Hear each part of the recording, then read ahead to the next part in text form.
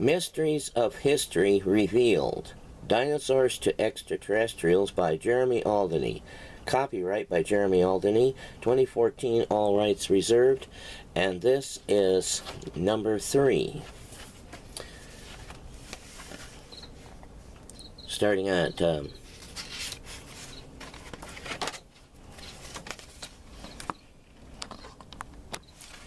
page 15.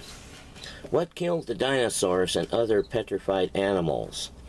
Most establishment paleontologists and geologists, atheists, have ignored the fossil and geologic evidence, claiming they don't know what caused the mass extinctions. This is because the evidence overwhelmingly pointed to worldwide cataclysms involving tidal waves, volcanic eruptions, huge amounts of water, which contradicts uniformitarian theory, which is the foundation of evolution theory, which they claim is the only unchangeable fact of science of historical geology. On the other hand, it supports the beliefs of creation scientists, Christians, young Earth creationists. Almost all terrestrial fossils in the Mesozoic and some Cenozoic are found in water-deposited volcanic ash or sediment mixed with volcanic ash made of pulverized granite called bentonite or montmorillonite, when volcanic dust is mixed with water. They are in mudflows turned to rock by volcanic minerals that cover thousands of square miles in different areas worldwide. Even in the fossiliferous Miocene deposits in Southern California, you'll often find lots of iron and sulfur-colored sediment caused by volcanic minerals, which from the evidence I have come to believe are post-flood. Marine fossil deposits show cataclysmic deposition. Now, the marine saltwater ocean deposits in the Mesozoic strata show volcanism was involved, but is less apparent. An interesting fact is that all these marine deposits are all found on dry land. In fact, they are found everywhere, even in the middle of continents. These may have been formed by continent crossing tsunamis during the flood. In California, I have seen the post-flood Miocene marine deposits which go from Alaska to Mexico along the coast. At Carpinteria, I saw thousands of marine shells, coral, barnacles, and a few whalebone, shark teeth, and ray teeth buried in mudstone and compact loose sand with polished rock. Also, black charcoal wood is common, and a few terrestrial leaves in shale, fan palm, eucalyptus, maple, etc., some are unidentified, are common and fairly rare bird feathers. I have found a large coral, and underneath it was a leaf with a few shells. I showed it to one of the members of the Paleontological Society on the field trip, and he said, "Oh yeah," and he named the shellfish. He was not interested in the leaf. I noticed the significance of the shells, and especially the leaf on the bottom of a large barnacle. Barnacles are always attached to something solid. There is no way that a leaf and shells and charcoal wood could have gotten there unless this was a tsunami deposit. All these deposits show they are not in situ, but are tidal impacts. That is not all. I found this barnacle with a few others along with lots of shells and large articulated clams. When clams are found with their valves closed, it indicates they were buried alive. Among these marine deposits at Carpinteria, in a small area, there is an asphalt seep which contains some small Pleistocene mammal bones and a baby saber-toothed cat, identical to the asphalt pits in Los Angeles and McKittrick. McKittrick is near Bakersfield and its oil wells.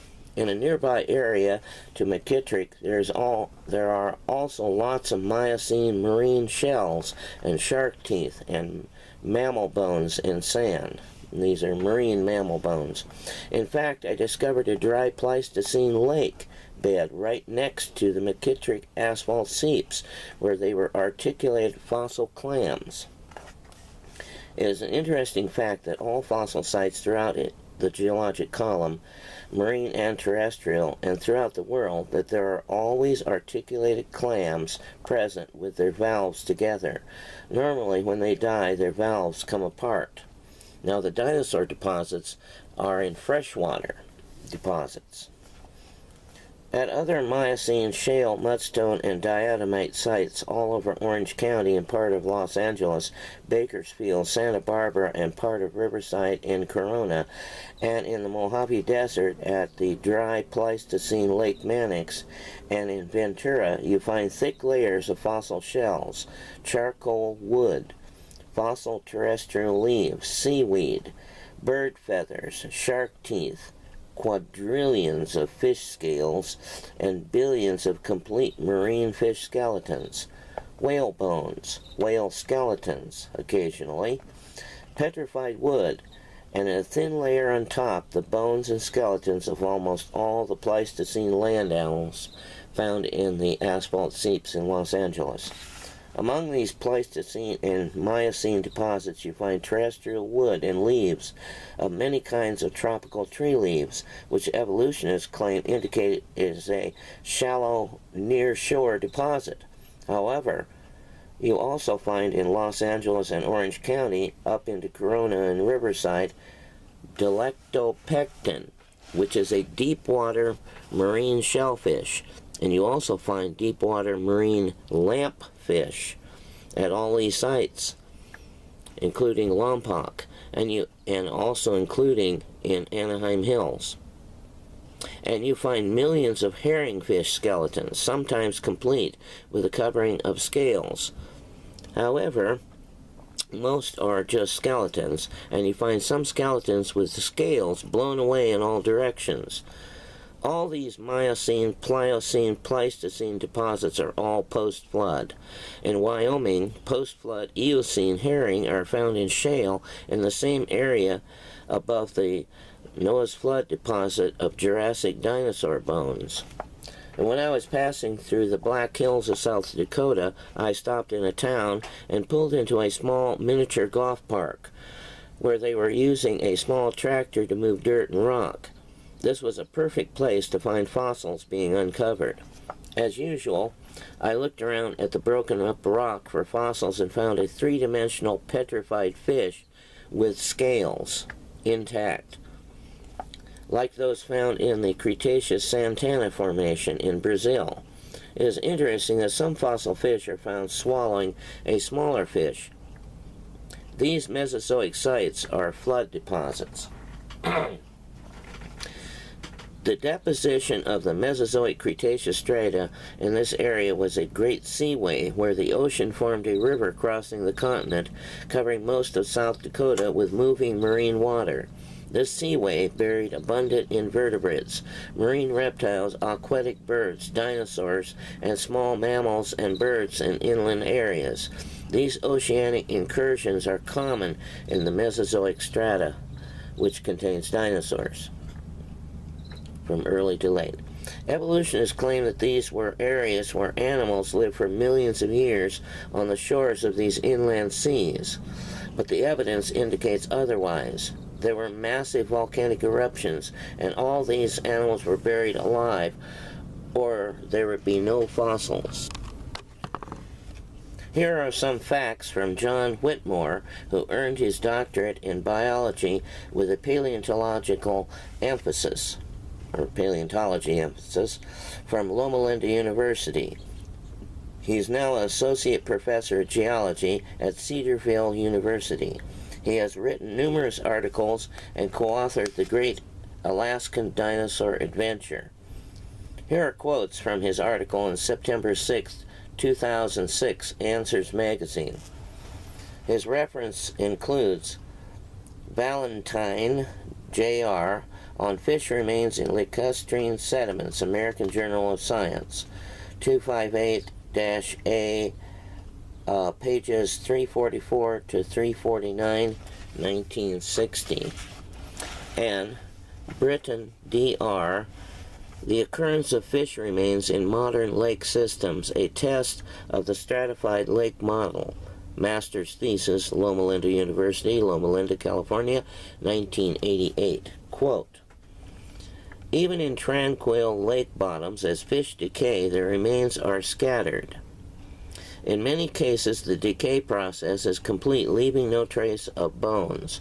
All types of fish remains are exceedingly rare in modern lake settings, and searches for bones and scales in lake mud had often turned up empty. We can conclude that rocks containing fish remains, fossils, are usually made under different conditions from what we normally see operating today.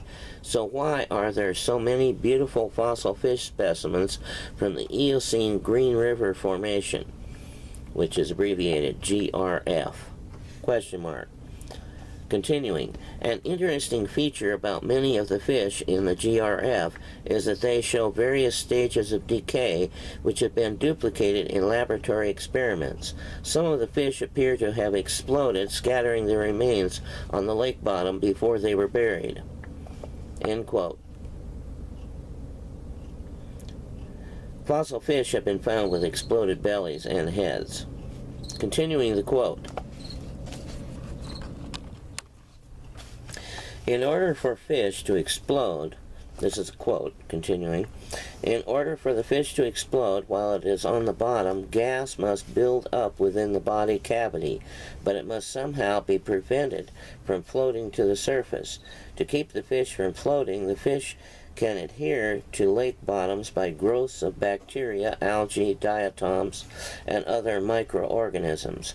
These growths are often referred to as microbial mats and can cover a fish within hours after the fish settles on the bottom. It is fairly easy to understand why some of the fish fossils have exploded bellies, but why exploded heads? The most common fish in the GRF are the Diplomystus and Knightia. Both are very similar to today's herring. Experiments and observations of dead fish in modern settings show that they decay within days or weeks after death. Perfectly preserved fossil fish that do not show signs of decay must have been buried rapidly. Modern lakes normally do not contain fish remains because mud is not accumulating quickly enough within them to preserve the remains. Some fish in the fossil record do show signs of decay, but even those fish must have been buried soon after the decay began. In other words, rapid burial must have occurred in order to preserve their exploded remains in the fossil record. I found many exploded fish in the Anaheim Hills diatomite beds. Some were perfect, and there's others just look like they blew up and scattered their scales everywhere, and you find lots of loose scales. And in fact, you find them all over Orange County, even around Disneyland, in the shale. An identical deposit of billions of fish is found in solid diatomite in Anaheim Hills, Orange County. Diatoms are microscopic plants. How a layer many feet thick had been deposited without a contaminants of soil or sand or rocks. Pure diatomite, just like pure salt deposits. How do they form in a uniformitarian conditions? They don't. How could many living microscopic organisms be deposited in certain areas? They had to be brought from elsewhere and deposited in mass. The fossil fish, birds, terrestrial leaves, whales, deep-water Delectopecten, and many lampfish show it is a tsunami deposit. We must remember that these are post-flood deposits.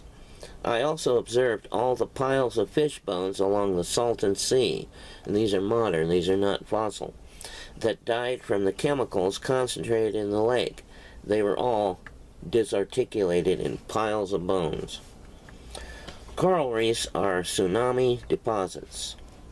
In Texas, coral deposits are most likely fossil flood deposits. Coral normally grows in a V shape, with most coral at the top where the sun reaches it. These fossil sites, so-called coral reefs in Texas around Carlsbad Caverns are upside down in a pyramidal shape. Also, they are broken and jumbled. This proves the beliefs of secular scientists that these are in situ coral reefs in an inland sea are false. Also, they go from Canada to Mexico, like many other fossil strata, like tidal impacts depositing a crescent of trilobites, then coral, then swamp-dwelling crocodilians, then land-dwelling dinosaurs, etc., are deposited in consecutive arcs across North American continent. Metasequoia prove rapid deposition. I was looking at a living Metasequoia the other day because it's a monkey puzzle tree, because it looked like the cold weather had killed it. This is the same tree that was all over the world and is found with dinosaurs. Like in the petrified forest is one of the most common trees in Arizona. Then it became extinct everywhere except in China.